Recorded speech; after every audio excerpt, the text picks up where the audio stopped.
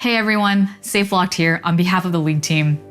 Today we want to share some of our upcoming plans for events, game modes, and skins. Let's start with the upcoming summer event. Back in January, Viego, the Ruined King, returned to Runeterra. He defeated Senna and Lucian, and since then the stakes have been slowly rising. Starting next week, we'll follow the rise of the Sentinels as they band together with new and familiar faces against Viego and make a last stand to save Runeterra from ruin. This event will be a big one, spanning across all of the Riot games. After Spirit Blossom, we heard how much you enjoyed these more immersive events in the client, and so we'll be doing something similar for Sentinels of Light. Additionally, this event will be based in core canonical lore.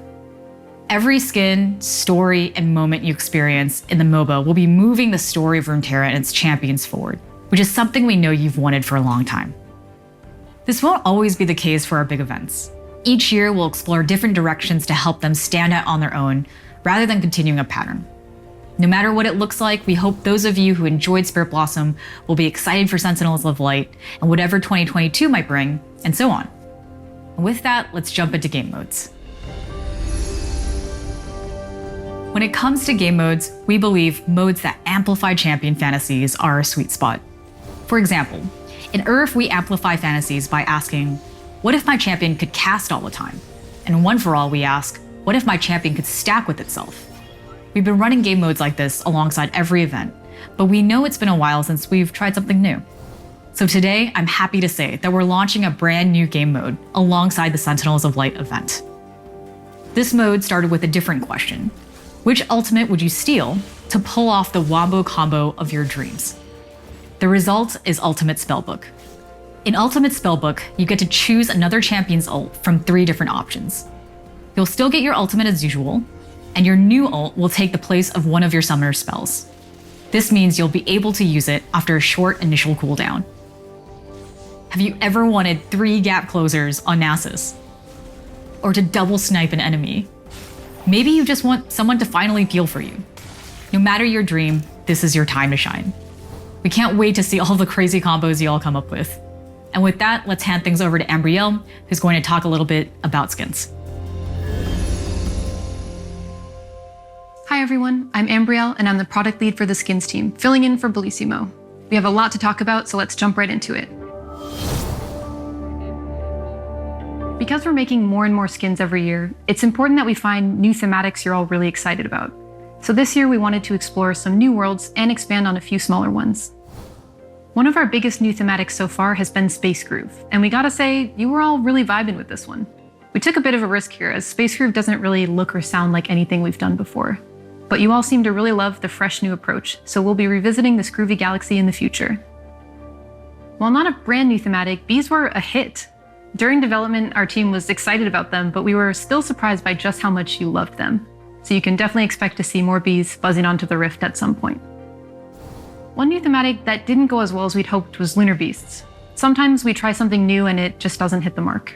So next year, along with an old favorite, you can expect a new skin line to celebrate the Lunar New Year. When Lunar Beasts first launched, we saw a lot of questions around why there was a Lunar Beast Misfortune skin for Wild Rift, but not for League PC. Then Wild Rift launched their first debut thematic with Stargazer. So let's talk about it. League PC and Wild Rift are both League of Legends, but they're also unique experiences, and that's something we want to be really mindful of. These games don't have the same champions, and which champions recently got a skin will also be different. Plus, early data is confirming that folks who prefer to play League on mobile have different tastes than those of us who prefer to play on PC. For example, even though Lunar Beast didn't resonate with PC players that well, it's one of Wild Rift's most popular skin lines so far. With all this in mind, sometimes League PC and Wild Rift will explore totally different thematics. Other times we'll collaborate on the same thematic, but maybe we'll choose different champions. Or maybe we'll launch the same skins, but they just look a little bit different between games. The same thing applies to the new Legends of Runeterra champion skins. You can expect to see more skins that debut in Wild Rift and Legends of Runeterra. That doesn't mean they'll never come to PC, but it's also not a sure thing that they will. It all depends on how the skin is received, and more importantly, if we think there's potential for it to do well in another game compared to any other skin we could make. During the thematic vote in January, you all chose Crime City Nightmare as the new thematic you'd like to see. Debonair 2.0 came in at a close second, so we decided to make them both. First up is Crime City Nightmare, the dark and mysterious Cthulhu-inspired cityscape. Since January, we've made a lot of progress on building out this world. This means everything from shape language to color schemes and determining just how many spooky eyeballs is too many. Today, we're ready to share the final concepts for Akali and Twisted Fate. In these pieces, you can really see how we've played around with how each champion can fully embrace their eldritch power during high points of their gameplay. Right now, we're working on bringing these designs along with 3 other skins into the game. If everything goes as planned, the dark underbelly of Valorant City will make itself known next month.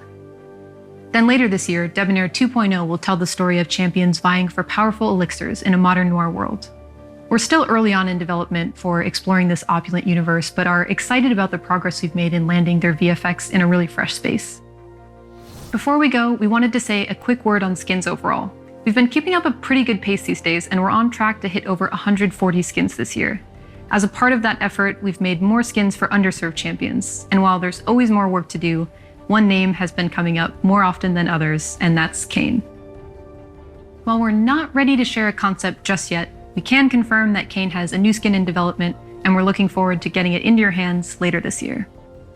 That's all we have for today. As always, thanks so much for being the players that make all of this possible, and we'll see you next time.